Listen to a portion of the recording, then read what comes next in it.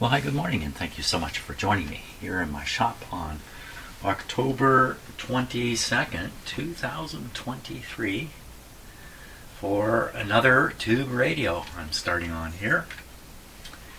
And I already know from the owner of this radio that it works. If you plug it in, it works. So I don't need to do that. What I need to do is look this guy over very carefully, conjure up a approach to repairing it. It's probably going to be pretty straightforward, and note anything that needs to be noted. Let's put it that way. So okay, let's start right off with some cracked wires. I hate to say this because the last radio is loaded with cracked wires. I don't think this one is, but these three wires, which are going to the speaker plug, are badly cracked right here, right where they come out of the chassis. These are cloth covered wires, so you can really see where the breaks are because the cloth goes all fuzzy there. Well, they don't look shorted at the moment, but there's a high risk of a short occurring here, especially when this goes in the speaker and moves around. I'm doing this kind of thing. If I were to operate this with these wires like this, I'd have to be very careful. Could still do it. Okay, here's the power cord with a, I don't think that's a vintage plug on there, and it's a little heavy duty for going on a radio like this. It's a little bit of overkill there. But it's going to do the job. It's not polarized. The lack of polarization shouldn't really matter on this radio. It's got a great big power transformer, so almost certainly the wires here are just connected to the primary here through the on-off switch, which looks like it's right here. Ooh, that double click's not good. You hear it again. It's very quick that time. Quick click. So when you open or close one of these switches, or turn it on or off, and the clicks don't come right at the moment you work the switch, if they're a little bit delayed, that suggests to me that there's goop in there that's gotten sticky, and so whatever it is that has to move, the little part that's moving, is having trouble moving. So that's a switch on its way to failure, probably. Got a nice coil up here, fairly protected by everything, so I'm just looking at things that, where do I have to be careful that I don't jab the radio. I have a square box here, metal box. This is probably a capacitor. This guy here. These two are transformers inside here. These are the IF transformers. They look like big capacitors, but they are not. There's the antenna connection, and the connection screws are missing from there. Here's a capacitor. If you notice, what can we say about this? Well, first of all, it's cloth and cardboard covered. It's loose. Probably not original. Probably a replacement. Aerovox high farad dry. I can't read the rest of it, it's too small. This is probably a replacement though. Well, likewise, if you look down at the tubes here, you see how these tubes are kind of fitting into the covers quite nicely. Now this tube, it's way down in there, and it's smaller. So this is probably a replacement tube for the original. The original probably had a larger glass bulb on it than this. And this is probably the output tube. Here, when the owner was dropping it off, we took a look at this right away here. I couldn't read what it was. Let's find out. Oh my gosh. Ooh, it's a number 41. Oh yeah, look at. Oh. So this is a pre-octal tube. It's before they had 8 pins. Before octal, before 8 pins. There's only 6 on here. Sometimes, because there's only 6 down here, they'll put one on the top. One on the top here. These are probably also 6-pin tubes. So right away, more rare. A 41? I think a 41 is a very rare tube. I think. Yikes. Well, when we get the schematic, we can take a look at all the different tube types. But I think the original tube was much larger and maybe isn't even a 41. I don't know. I don't know. I don't know.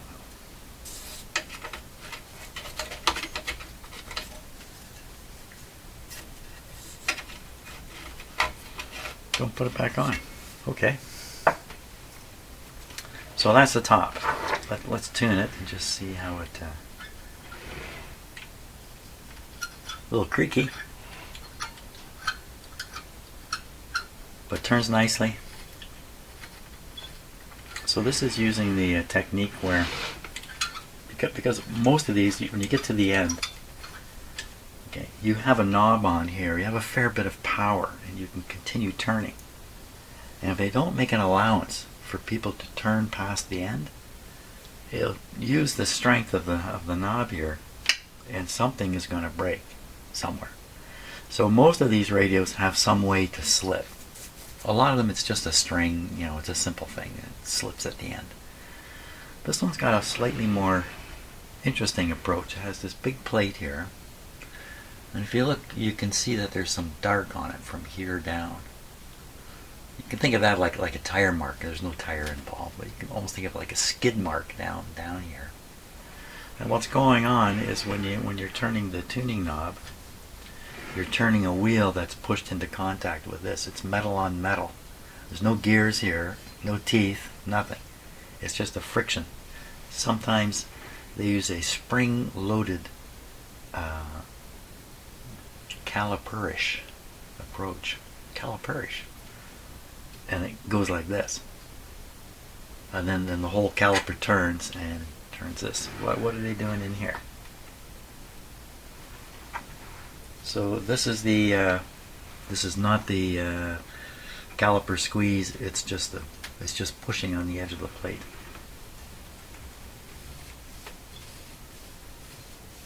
You'd think, wow, can they really make that work? Well, there it is. I have another great radio, military radio, uses the same technique, just like an edge, edge. It's an edge. Okay, that's good though. And the pointer is directly connected right to the shaft, right into the capacitor.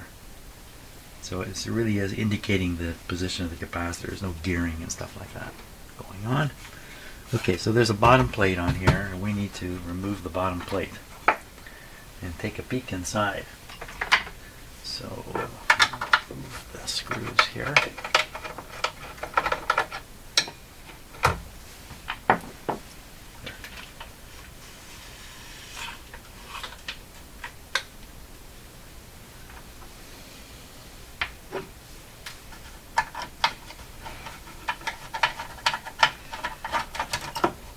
There's supposed to be screws in here and here. Now this bottom plate is a big chunk of metal, and it can influence the operation of the radio. So with it on, the radio may operate in one way, and the dial may point in a certain direction for a station. And put the plate on, the dial may have to be turned to another location to pick up the same station because of the influence of the metal. And the reason for bringing this up is, you see there's an awful lot of screws here. Why are there 2 screws here? Same thing over here. What are they doing? They have many screws because they want this thing to be electrically connected to the main chassis in as many places as possible.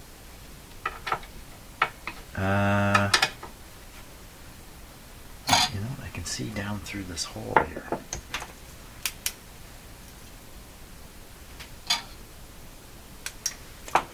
By golly gosh, they use 2 screws at this point. Why would they do that? Something extra special about the brackets back here? Got me.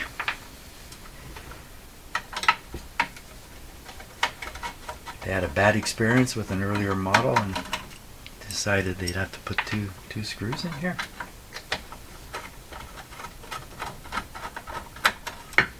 The two screw thing doesn't happen in the front or anywhere else. Okay, that's all of them out. So just in referencing the screws, the reason you want to put screws in the top here is just to seal this thing up, to close it up, to make this into a really nice Faraday cage. And I guess, you could even have popped a screw into the middle here, but they didn't. I guess there's limits to everything. I'm going to try to lift this up and get this bottom plate off, which may fall off or may be stuck on, or who knows.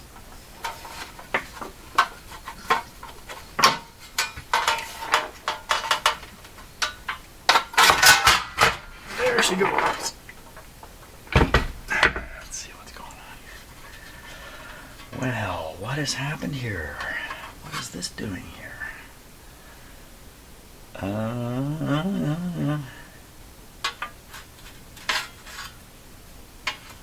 It's in there. Wasn't it in there this way? You can see how these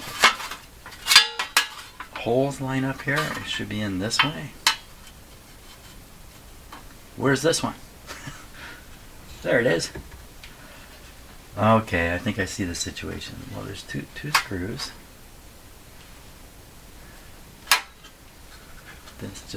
This just didn't fall out. I think that's all that happened there.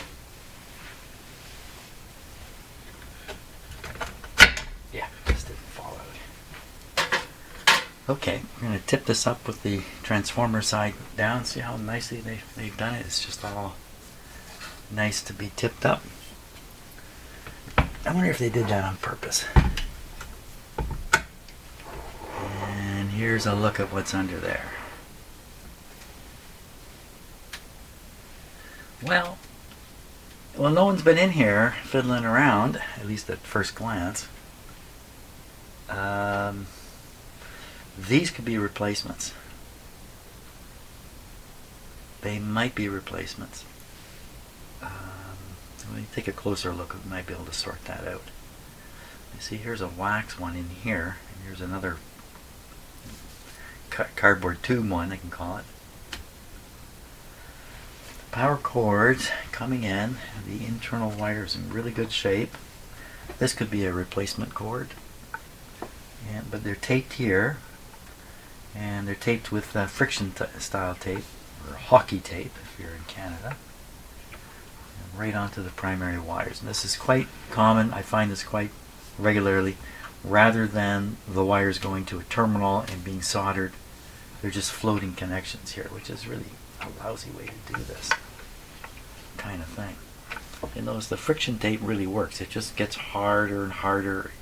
The vinyl tape, the modern vinyl tape, it doesn't work. It's not nearly as doesn't have nearly the life.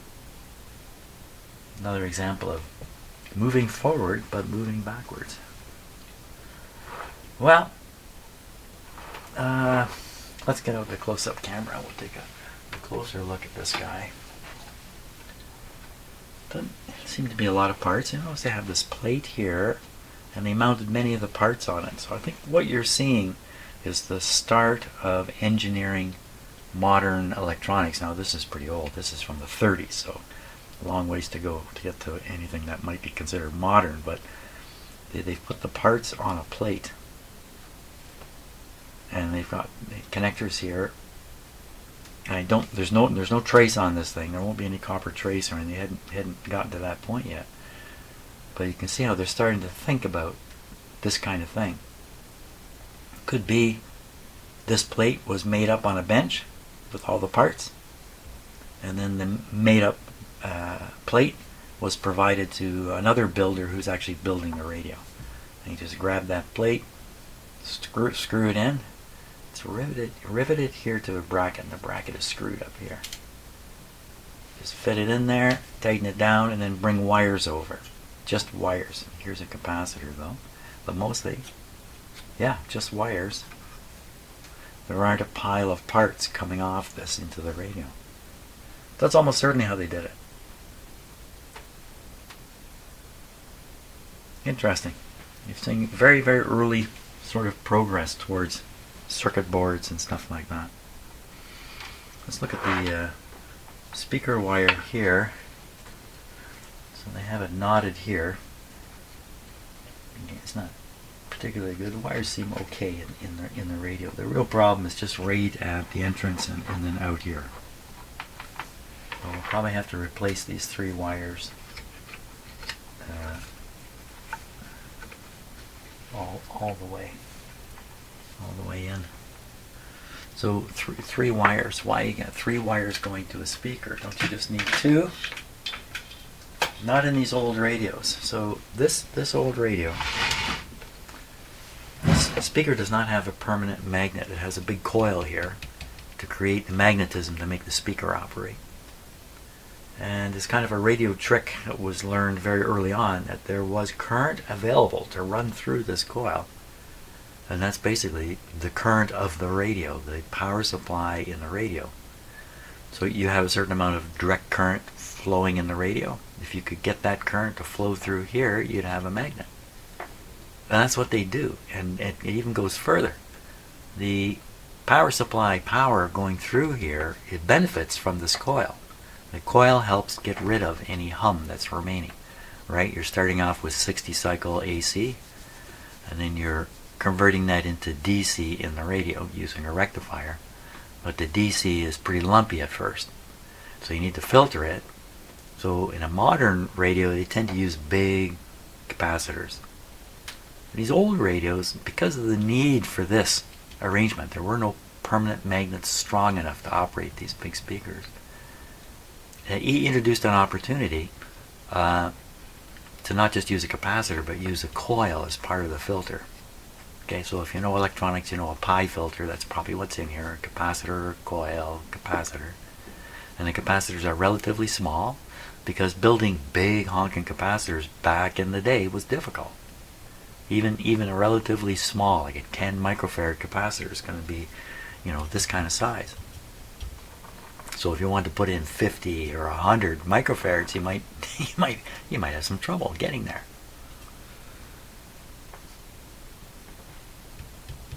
So what about this big metal one? I just noticed something worth looking at here.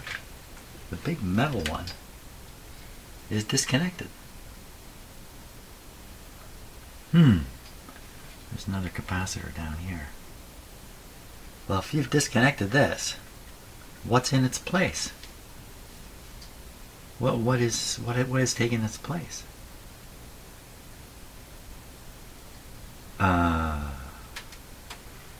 I don't see anything. Like I'm looking for a big electrolytic kind of capacitor. Could this be it? This thing? This doesn't look like. Okay, a mystery. They've disconnected one big old capacitor, and it looks like they never put anything else in its place. That can't be the case. Where's even the wires that used to come here? Where'd they go? There's no sign of them here. Something pretty interesting about that. Here's another interesting part. So we have a couple interesting parts right here. And this thing. This is probably a variable capacitor of some sort here. Old stuff, we're back in time. Look at this thing down here. This has like a metal cover on it, similar to this. Sorry there if I wasn't watching, my camera went out of focus. There's another one of these. I'm pretty sure what I'm pointing to are capacitors. These are all capacitors. They're uncased, so part of them is just exposed. Am I right about that? I don't know. Bear in mind, a lot of things I say while I'm doing this, I'm just kind of talking casually and making statements. You know, in my head, I'm rating those statements as believable, not believable, probably true, probably not true, you know, should be checked. All those things are going on in my head, so don't think I'm making necessarily pronouncements of fact as I'm doing this. I'm just making observations and kind of trying to see what it is I need to see without realizing I need to see it. And I've also learned from experience that the longer you spend doing this, the more stuff you end up seeing. Like this. What is this thing? What is this big guy? Well, this is probably a coil inside a can. It's hooked up to the band switch. Is that what this is? This has got to be the band switch here. Wow, what's with that? Like shouldn't it be clicking?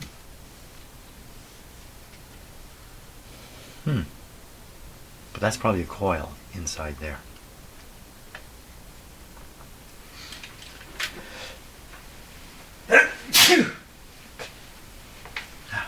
That's better. Well, now I'll start thinking about how to approach this in terms of repair. I think the first obvious thing is to fix these wires. One of the reasons I was talking about the speaker, and I sort of started talking about it and forgot about why I'm talking about it, is because coming up to this speaker is a high voltage lead. There's a high voltage in this coil relative to the chassis here.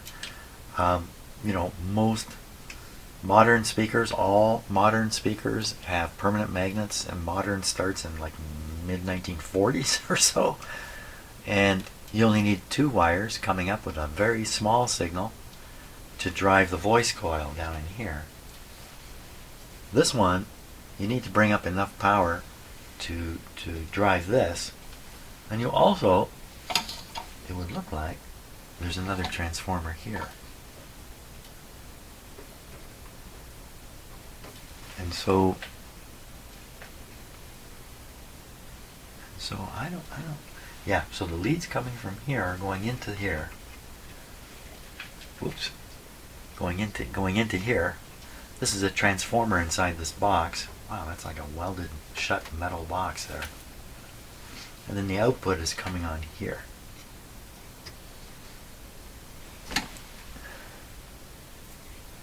So the output from it is coming on these wires to this terminal, and then this terminal is soldered to the voice coil. These very, very flexible wires here, because the speaker is going to be moving, of course. So you got to make some kind of. Oh, sorry, I'm leaning on my camera here. Sorry about that. Okay, no surprises in any of this, but for sure, that's again. What am I trying to explain? Why it's necessary and wise for me to fix these wires before ever operating this radio.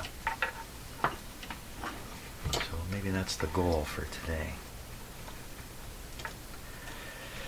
Now we want to make sure we can identify which wire goes to which terminal. It's very important. But as long as I leave a bit of this wire here, I can trace it back under here. Can I? Sometimes these wires, they lose their markings. They don't survive. Especially the colors. That's pretty clearly different. Light, dark, and combo. So on this side, you can definitely see the combo and the light and the dark. One of them comes to here. The other one comes to here. And the light and dark one is disappearing out of view there. Ooh. Okay, so it goes underneath here, disappears from view, and then appears to come out down here. I'd like to be sure of that, because look, there's other wires that have similar patterns on them in this area. I found from experience the best thing you can do in these situations is try to see the wire all the way from start to finish. If it disappears from view, do something to get it back into view. What am I seeing down there?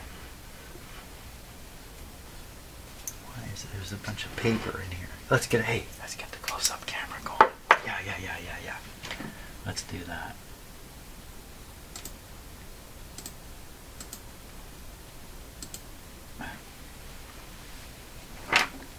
Okay, may have autofocus on, and so that may present a problem. I'm just going to go over the whole radio. We'll start at the top corner here. So there you can see an old capacitor here.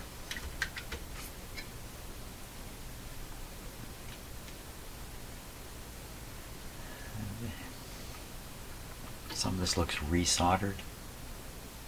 Hard to say.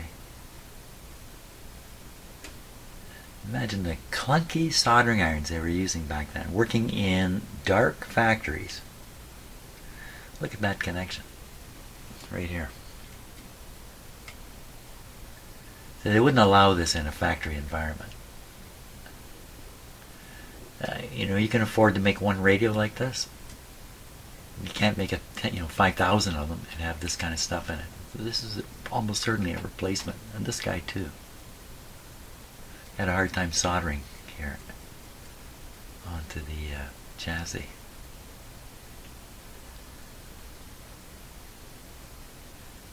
So there's an old one back here. Maybe this is original too. Look at the solder job for it.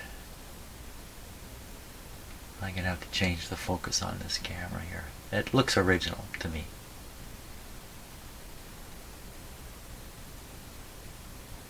Kinda.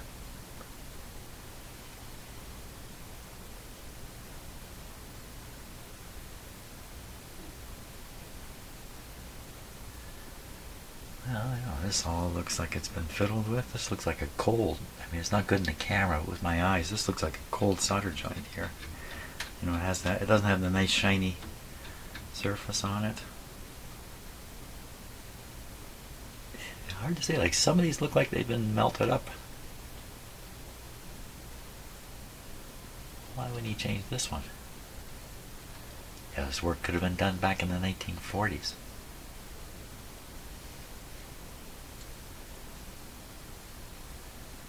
The shielded wire here. The shield is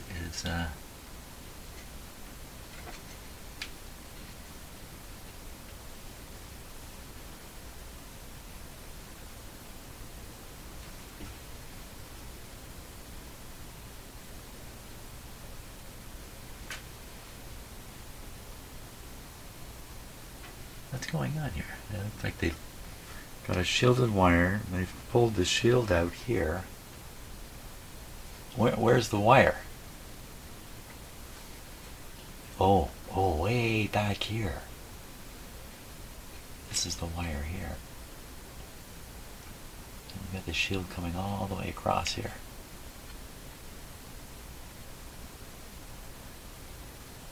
Okay.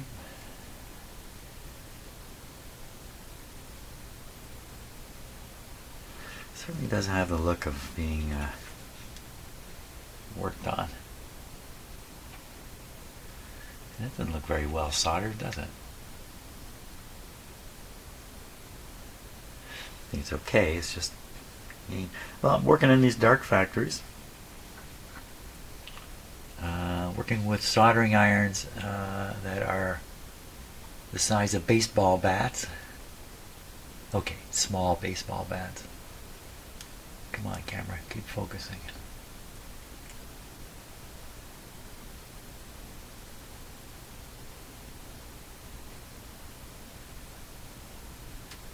Two dots on the resistors. Huh.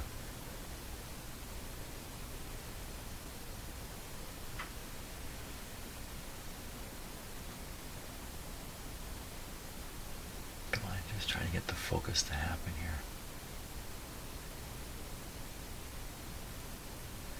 Camera has trouble with anything that's patterned or has a sheen on it.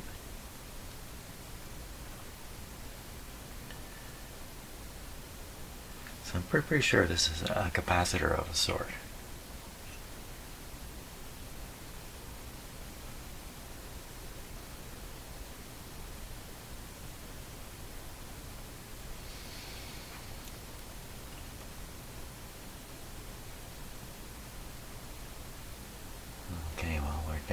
the bottom now. So these are the wires I'm interested in changing out.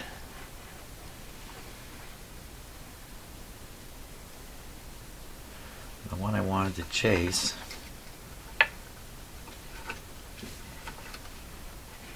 is this one. This one that I'm...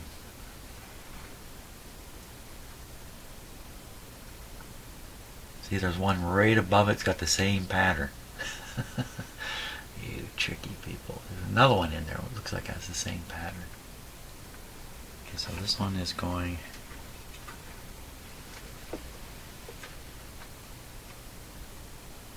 You know what? I'm going to stop the automatic focus because it's not going to handle what's coming next. So just bear with me a moment here.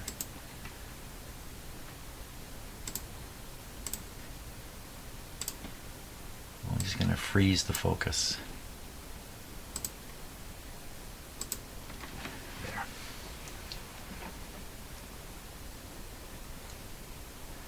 Okay, so we're trying to follow this wire that I have my finger on. No, not that one. This one, yeah, just in behind there. The leopard, the one with the pattern.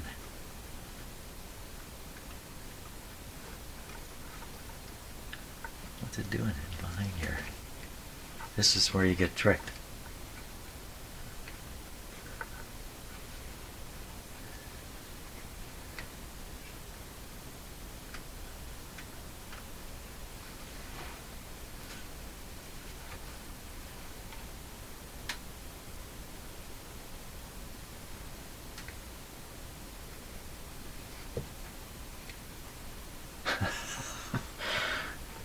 You know what? I could maybe see this from the other side of the whole radio here.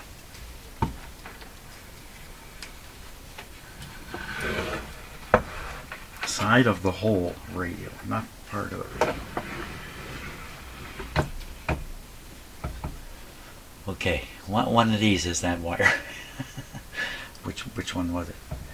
Coming from the front here. This one.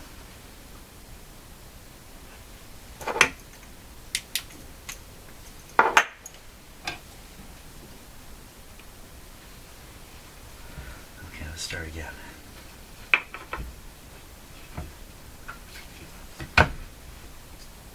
This one.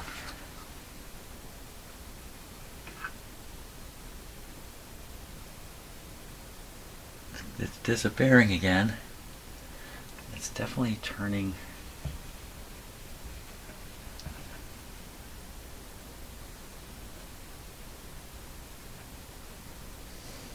Well, you can't see it much further than this.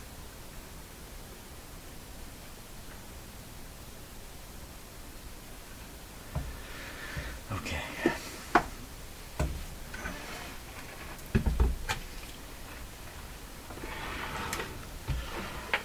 So it's really couldn't see much more. It's turning upwards.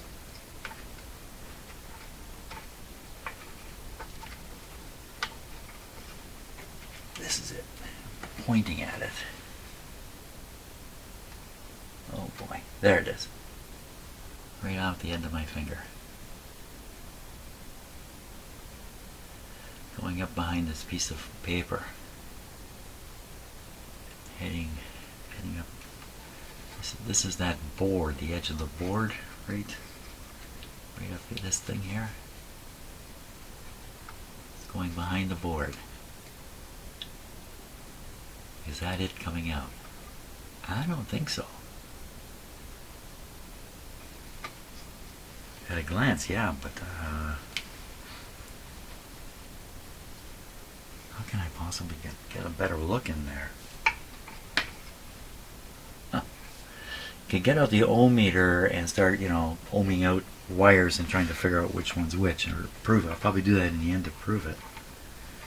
Let me tug on this one more. Can't really, yeah, here you can see it moving in the background. It's going up behind the paper. It's going up.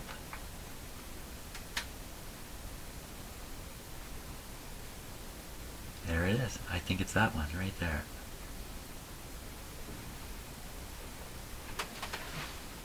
which is which one.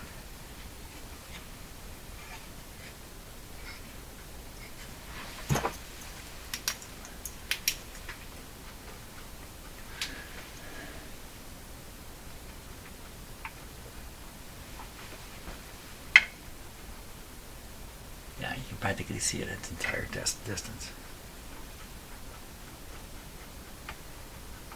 Okay, it's connecting where there's a red wire down there. Okay, that's a bit of a long deal.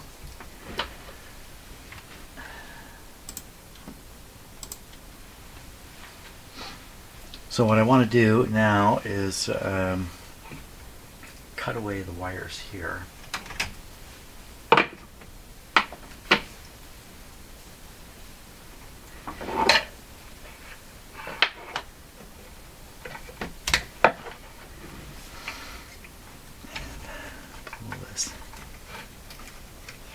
Here. Yep, this one here. So the wires here are going to mark where they go by the virtue of themselves. So I'm not going to cut them off at the terminal, or at that point I'll start losing track of things. Now this last wire, where did it go? There it is.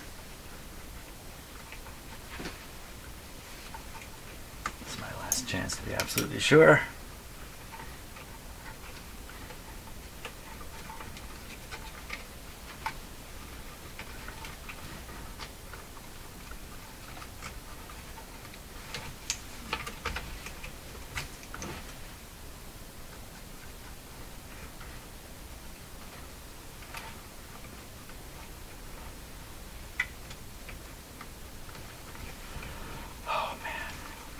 Been fooled too many times by exactly this kind of stuff.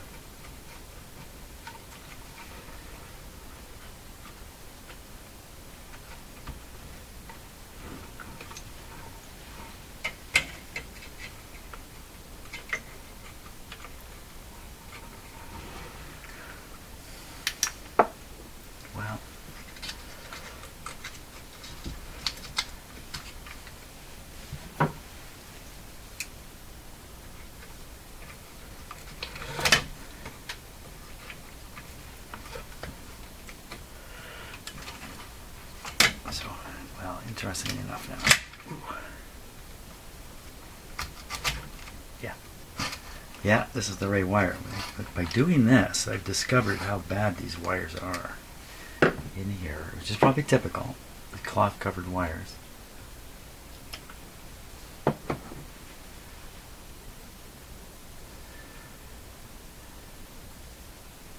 So the cloth is okay, and the insulation inside is crumbling. As soon as you bend it, it just turns into powder. But because it's contained inside this cloth, these wires, well, they can tolerate this kind of nonsense until you really get a real breakthrough. So if they didn't have the cloth cover, then all these wires would be in trouble, I would think. Okay, that's it. I got them out. The name of the game is to put some new ones in.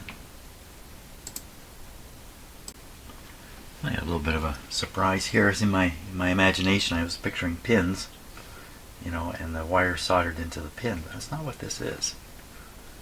This is the opposite. That's a rivet.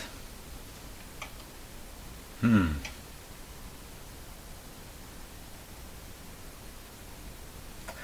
think what I'm going to have to do is I'm going to have to cut these wires, and then put my the new wire on as an extension rather than try to feed it up into here, because how would you do that?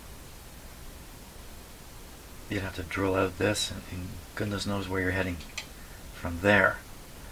So these wires are not going to short up here, and the insulation's good here. So I can cut these off all the way back. There's the first break there. So for now, I'll leave lots of wire there. What I'll do is I'll simply attach these on, extend them out.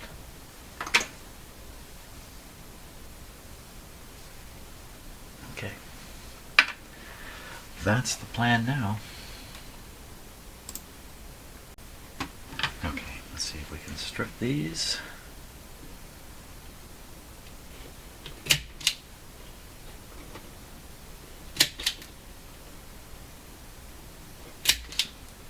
The answer would be yes. Now we need 3 extension wires here.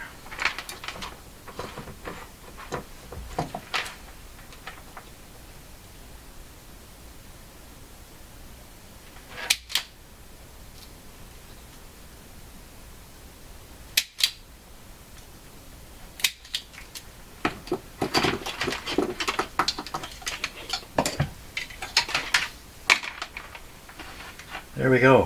Who goes with who? Let's say yellow goes with yellow. Oh, I gotta put some. I should put some shrink tubing on here.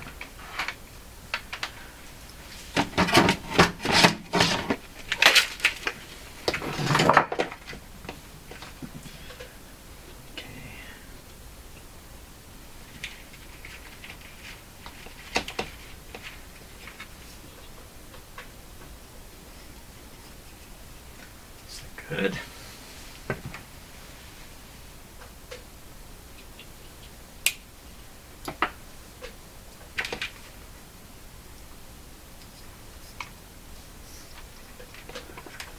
Put this on the green one too.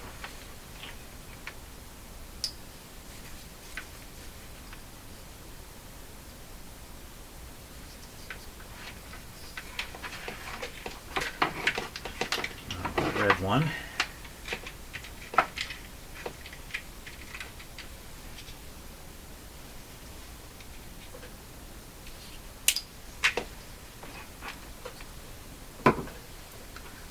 How many connections have I done where I forgot to slide these sleeves on? Now, it doesn't matter with these because the wires are open at the other end, but too many times to talk about. This is a lot of wire here.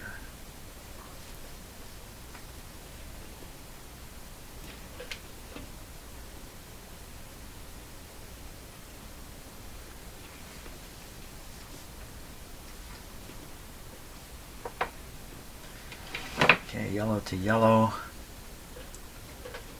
Put the oddball green wire to the oddball.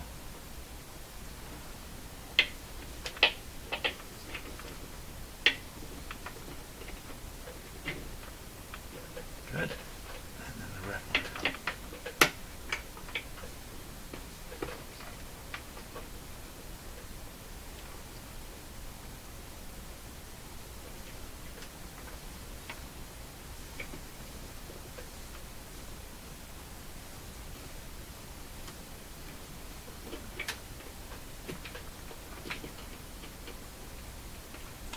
Very good.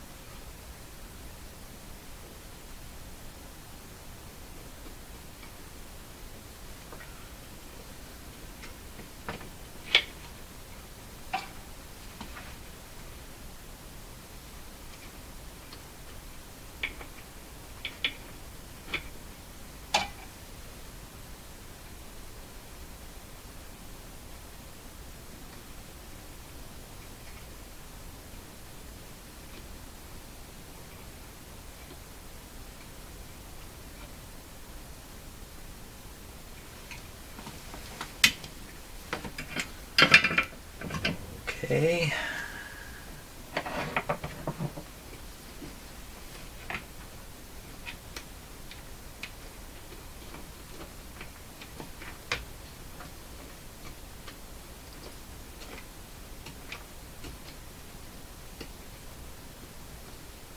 So I'm feeling for wires sticking out like this. That'll puncture the shrink sleeve. I don't want that happening.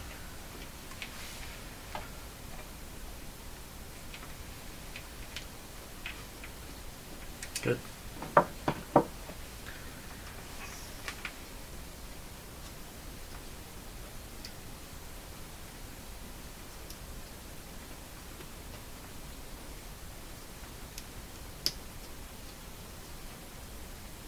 I thought this fit nicely.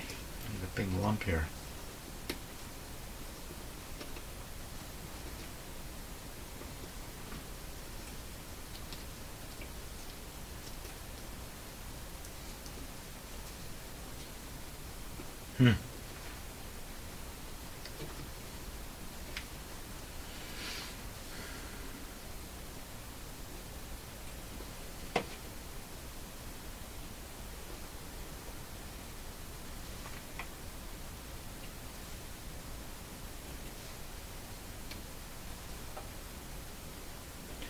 This is just a little too tight. Got it though.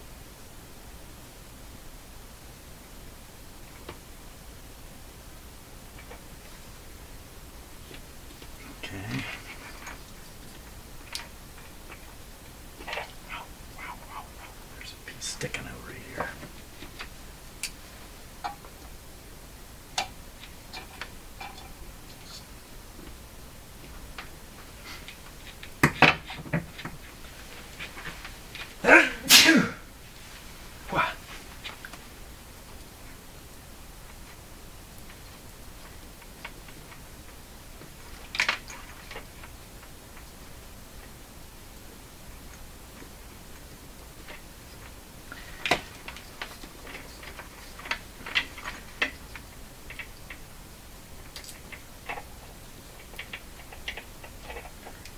Go.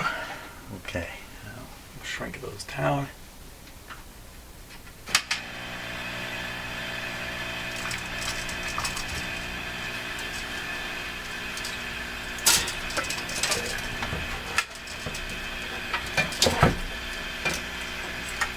A little bit tangled up here.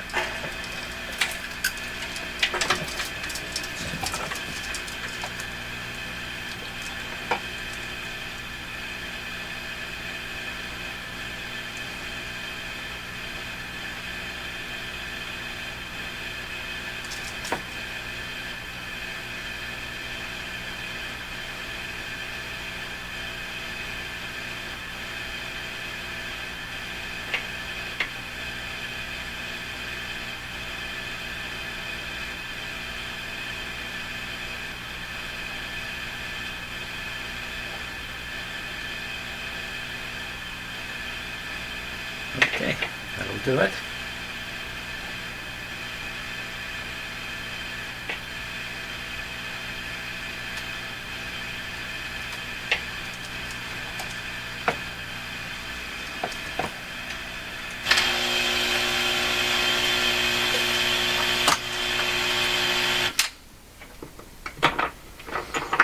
There we are. Step one.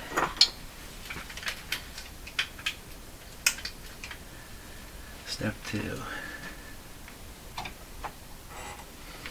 Feed it through the hole before you forget.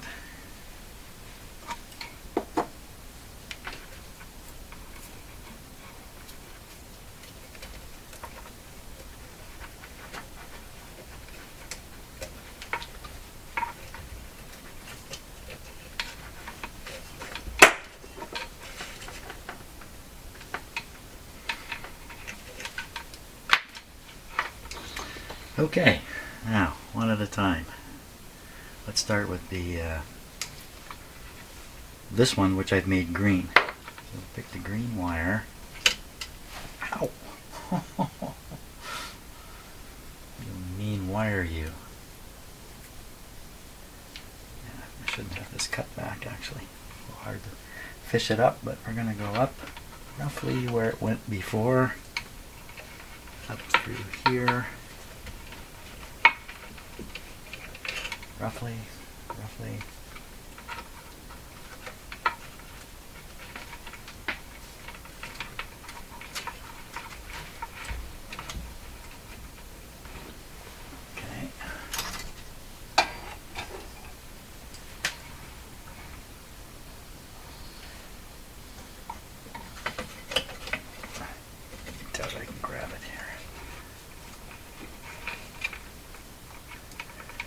So I picked a flexible wire, of course, and it's a little hard to push a flexible wire through things.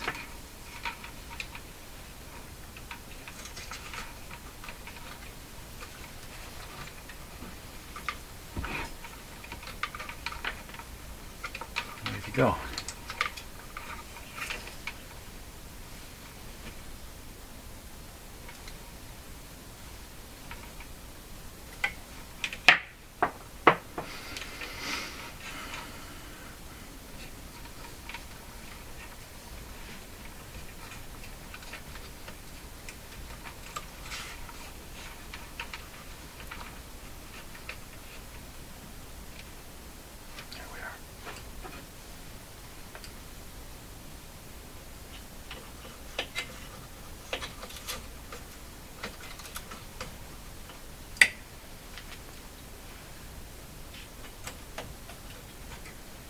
Okay, so it goes where the red wire went.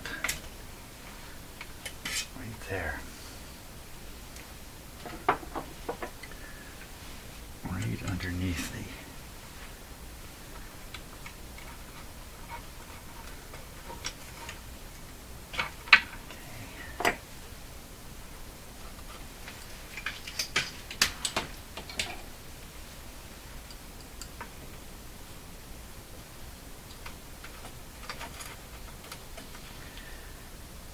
using stranded wire, you know, it's great until it comes time to make a connection.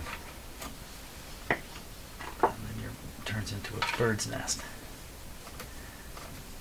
So I would tin this, but then it becomes so stiff you can't get it around the terminals easily. And this actually has to be just a little longer.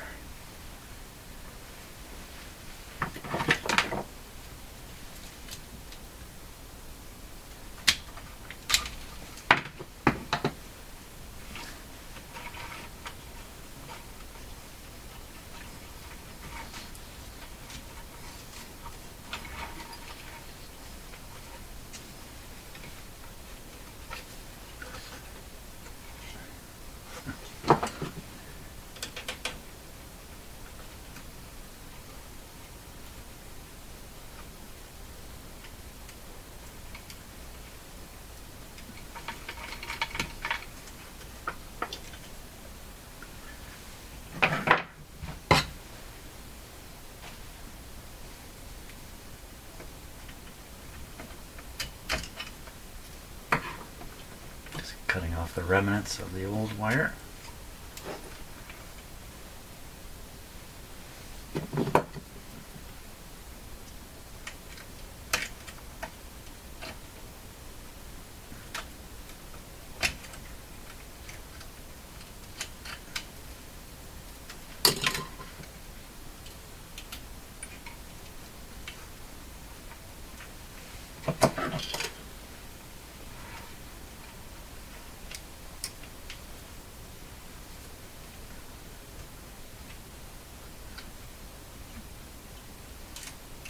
I could have reduced this wire a bit.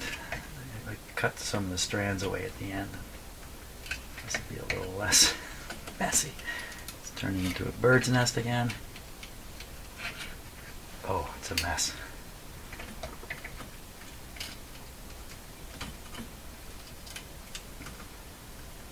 Squeeze it down, solder it up, it'll look great.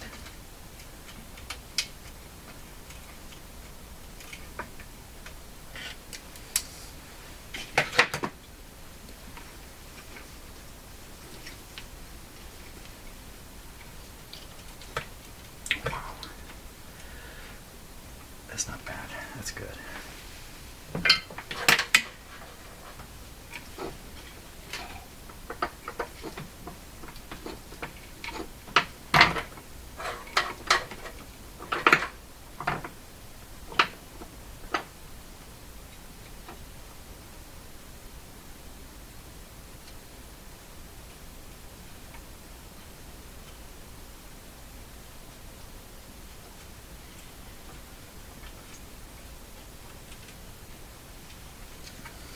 Lots of solder on it.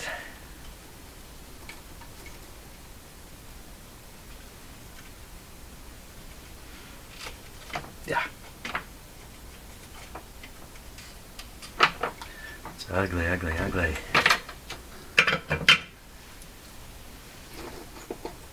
Wow. Okay, not the neatest job, but again, I'm not building 10,000 radios here. We're just fixing one.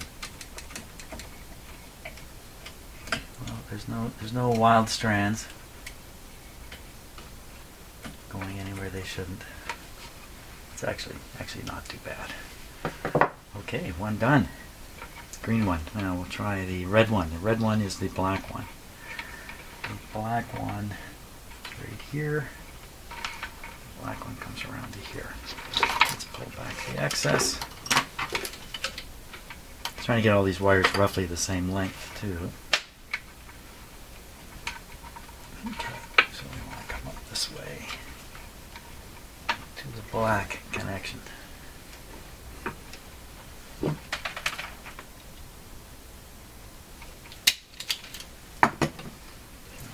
this a little longer.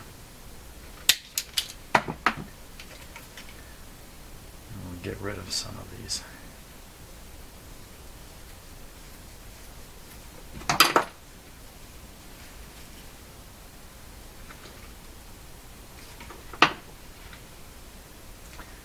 Should make it a little easier. Okay, I know which one I'm going for. It's got the inchworm wire hooked up to it. You say, what the heck is he talking about? It's just a mnemonic for me.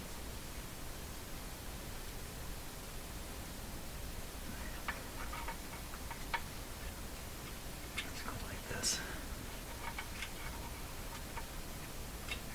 Ah, you know what? Those are really big.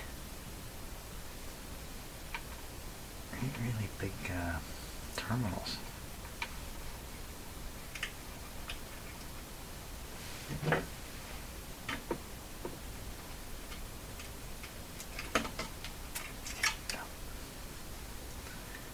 This time I need to tin this.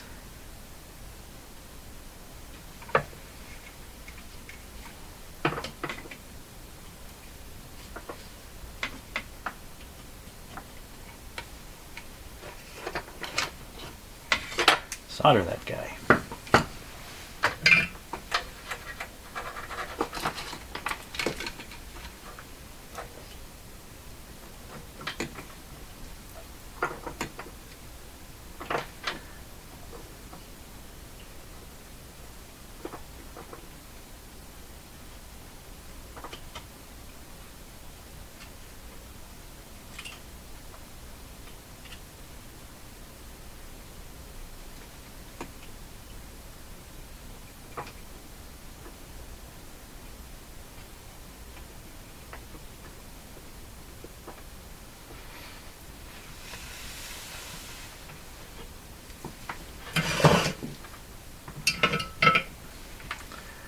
Okay, that's the red one.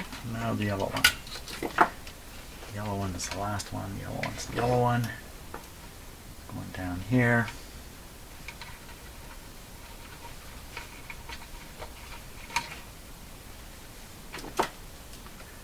This yellow wire is a different wire. It hasn't got as much. It's not as difficult to work with here. Okay, we get rid of this. I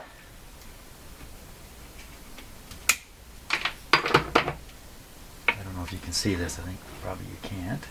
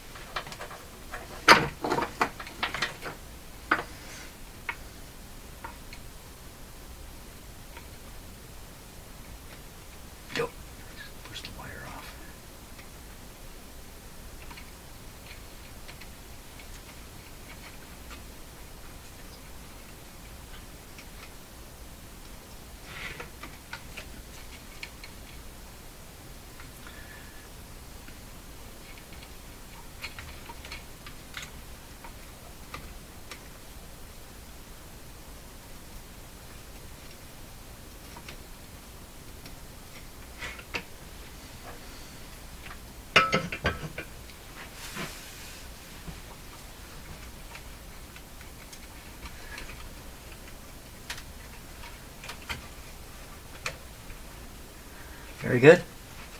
Have them in. See how consistent the length is up here. Not bad. Not bad.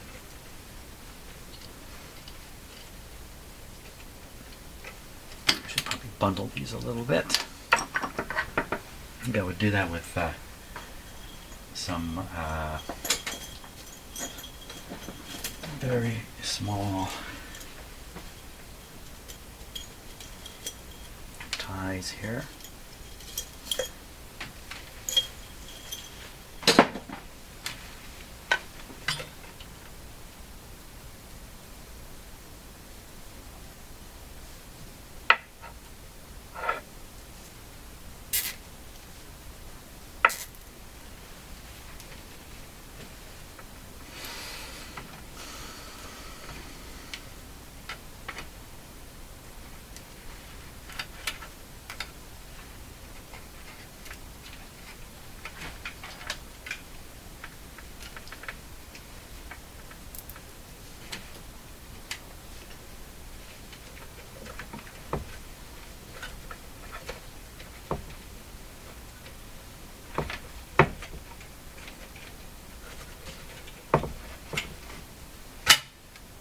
Ooh, careful. Careful there. So when you watch guys working on the road, like sewer workers or road workers or hydro workers, and they're out working on the road. They're working at the road or near the road. Say on the road. Maybe in my case, a hydro guy going into a manhole. He's out on the road. Busy road. When you drive by, you see 4 or 5 guys, and they look like they're moving slowly, and you're driving by, you're not getting a good chance to really see what they're doing. But there's a reason why people move slowly when they're doing that kind of work. That's because they're scared of being run down by a car. So any sudden move on their part can put them in a position where they end up being hurt. So you see workers working on the road and they're moving kind of slow. That was my excuse anyway.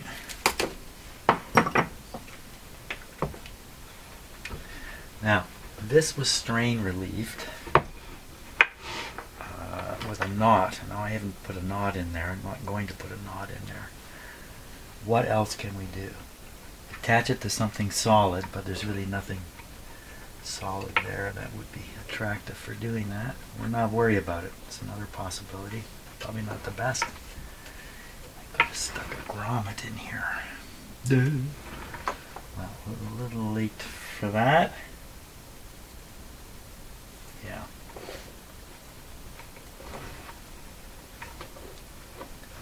Okay, so I know I could strain relief it on here. Phew, holy smokes. We'll leave it for now. It's harmless right now. Nothing bad is going to happen. Hey, we can operate this radio now. Why not end this video with the radio operating? Why not? There probably isn't. It's probably an answer to that question. Let's do that. Just gonna clean up. I find it's unwise to power something up with all this stuff all over the place in case a panic ensues. And with all this stuff all over the place,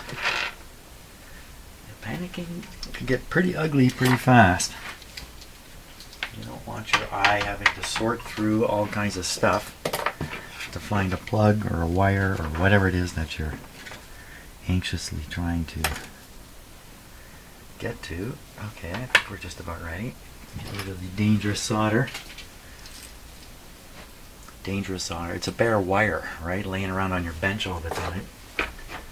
Sooner or later it'll find its way into your project. Okay, now let's give this guy a chance here. Set it down. Let's leave it up. We'll leave it up. And we'll plug the new cord in over here. The mostly new cord. We can get rid of all this. There we go. Okay, radio. Little practice session here. This is the on-off. Probably the volume too.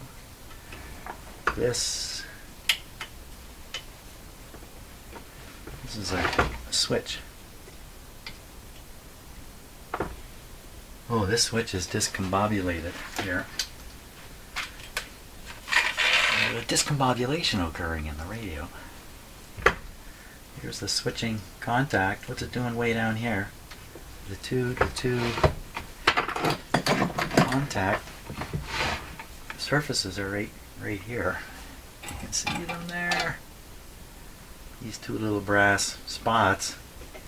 This thing's supposed to slide over on top of them. But look, it's actually slid off and it's caught. He can't even get it there.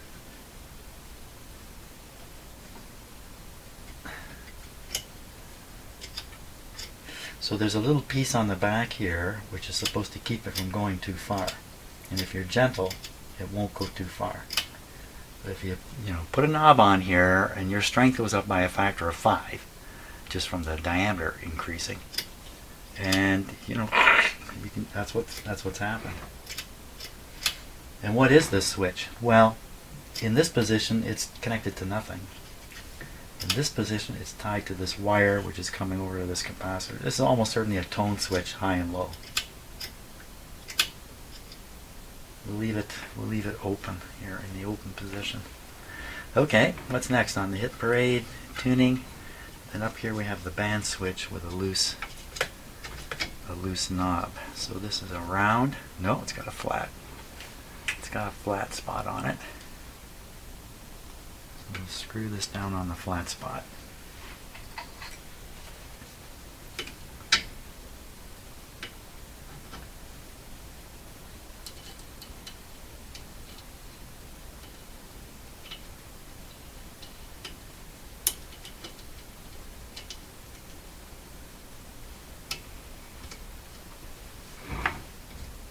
Well, this isn't much of a switch either. Doesn't feel right. Usually these switches have a very, it's in this position, it's in that position. And like an electron, it can't be in between. But this is just as smooth all the way through. Is this also been over-rotated? It doesn't look like it. I can see the contacts working in there. Have a look at this. It's a little bit of a different switch if you're into doing this kind of work. It's just designed a little differently.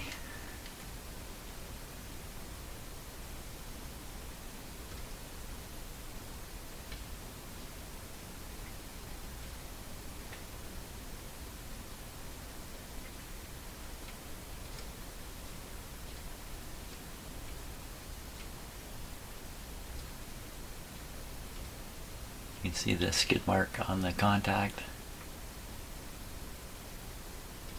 So there's 3 spots it's switching. Looks like. Seems alright. It has a terrible feel to it though.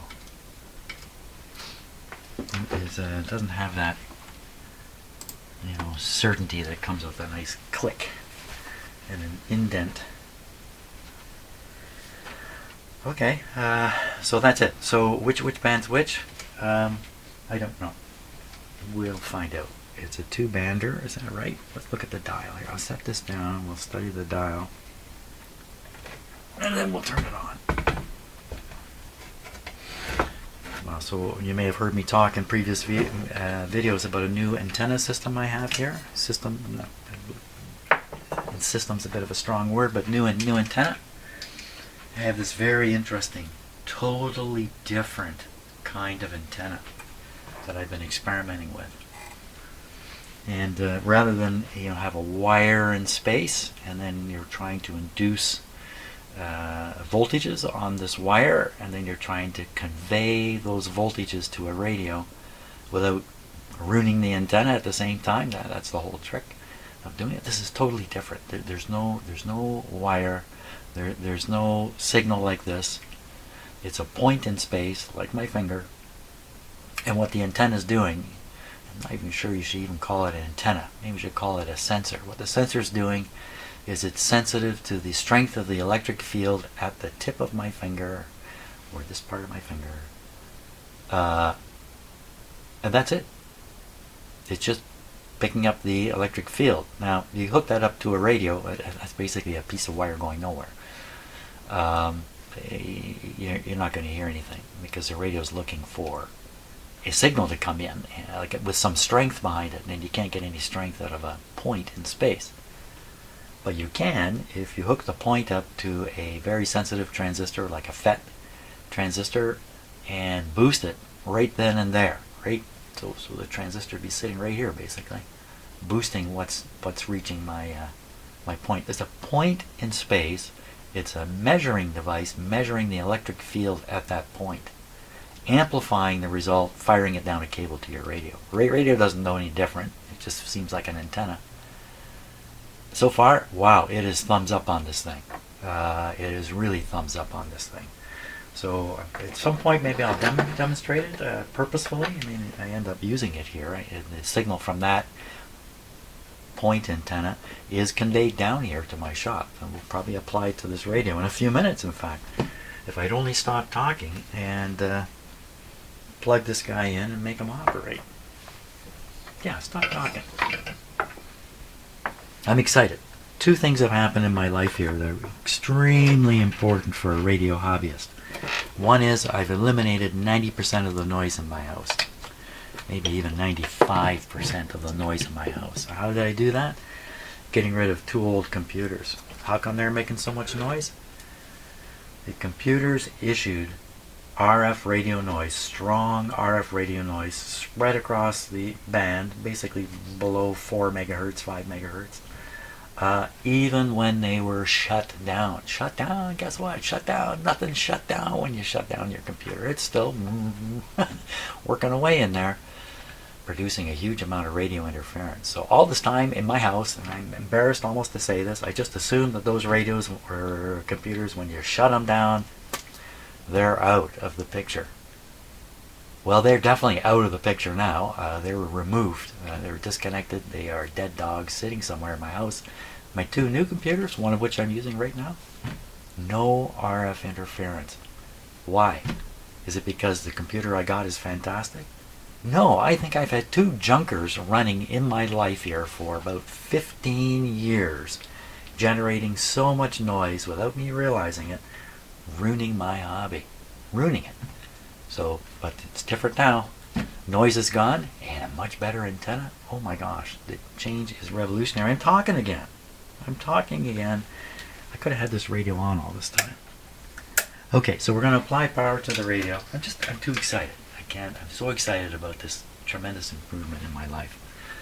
My hobby life. Okay. We are going to apply power. It's going to go through these light bulbs here. These are dim. It's a dim bulb system for doing exactly this kind of thing, controlling how much power comes into an unknown device under test. Switch is off, so I'm going to apply power. Nothing should happen to the radio. So what's happening? Nothing. Good. So we have 117 volts waiting. But as soon as I operate the switch here, there'll be a significant voltage drop on these lights. So the amount of voltage getting to the radio will be greatly reduced. I'm going to turn it off here, turn it on there. What I'm looking for when I hit the switch here, light comes on fairly bright and then dims down quite low, sits there, and then comes up again to some degree. That's the pattern. Not every radio fits it. Here we go. Like, come on, go down. Ooh. Anybody hear a hum? I hear a deep, deep hum. Wow. That is a deep hum. Now, there's a new hum coming in. much smoother hum and some crackling.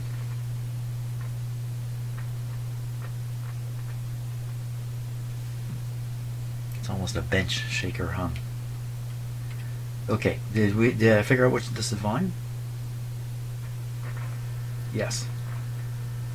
Don't know what band we're on? No antenna. No antenna makes this rather hopeless. Let us attach an antenna. Okay.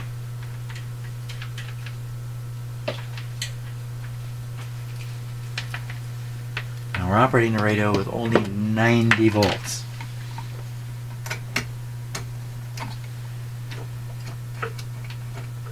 Okay, I'm going to probably have to run and close a switch on this antenna too. But let's just see what happens. We would be hoping for some crackling.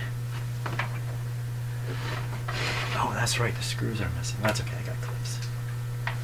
Which is which? So I can look right at the wires. This must be ground, this must be antenna. So start with just the antenna. Very good. Clip it on. Now there's nothing clipped to the radio yet in terms of antenna, I don't think. Antenna, go quiet. Very good.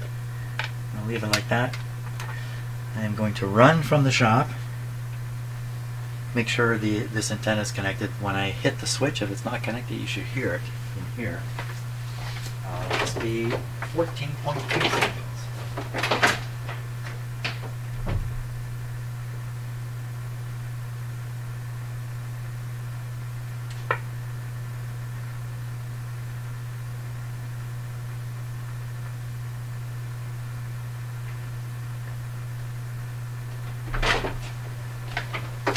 Hey, anything happened?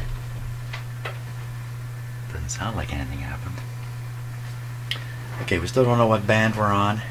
The hum, I like the hum.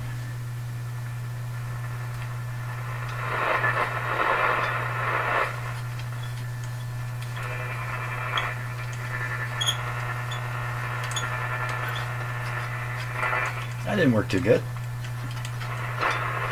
Okay, we'll switch bands.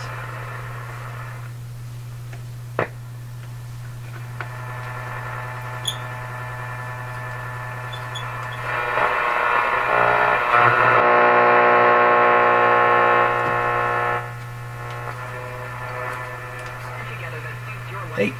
Whether looking for insurance on your first home or existing policy, trust the experts at Westland Insurance. Peace of mind for all insurance. So when I'm tuned in the station, you hear no noise. I tune a little off. All this noise. Oh, this radio's working pretty good.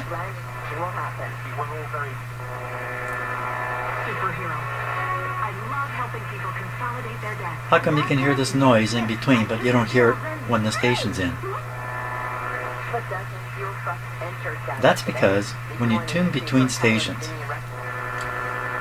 the radio's sensitivity will increase. There's no signal in the radio, it makes itself more sensitive. When you start tuning in the signal, the radio automatically decreases its sensitivity. Below 7 degrees Celsius, and that's where the noise is going. The noise is there, it's just gone down so low because the signal is so strong. Now we're using that point antenna, and that's one of the reasons why this is working. Because it works really well.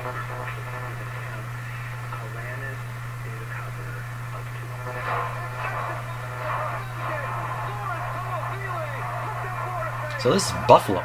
This is really working well, this radio. For 3 touchdowns, 4th ranked Florida State down, 16th ranked Duke. Of course, it's a real problem for me as a repair guy when the radio's working really well. Ooh. There's only one way for it to go, and that's work worse.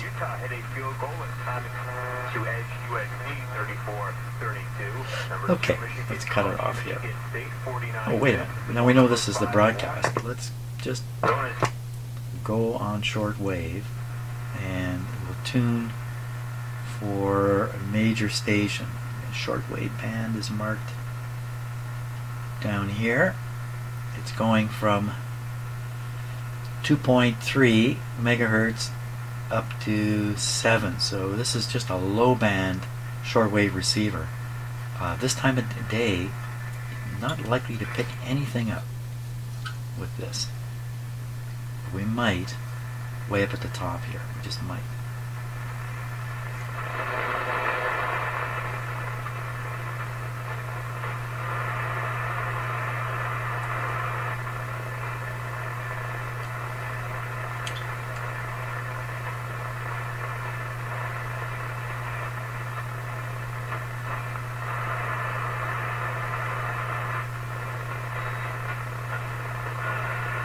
Tricky to tune.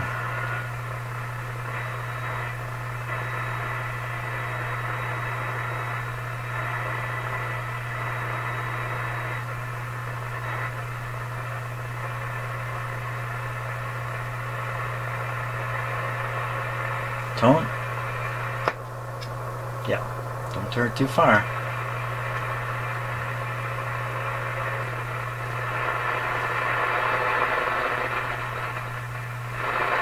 We're not going to receive anything. It's the wrong time of day. But the radio does appear to be working just fine on shortwave, even though we didn't hear any real broadcast signals. So this is a little bit more along the lines of clean it up a little bit, get rid of a couple of capacitors underneath, and some of the older ones there. It might improve the performance a little bit, but how much better can it really get? Fantastic.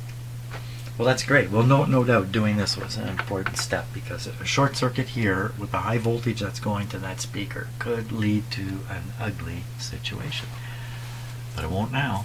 Thanks a lot for watching, and tomorrow we'll go through the few capacitors here and a bit of alignment. We might even get it done tomorrow, Mr. Optimistic. Thanks a lot for watching. See ya.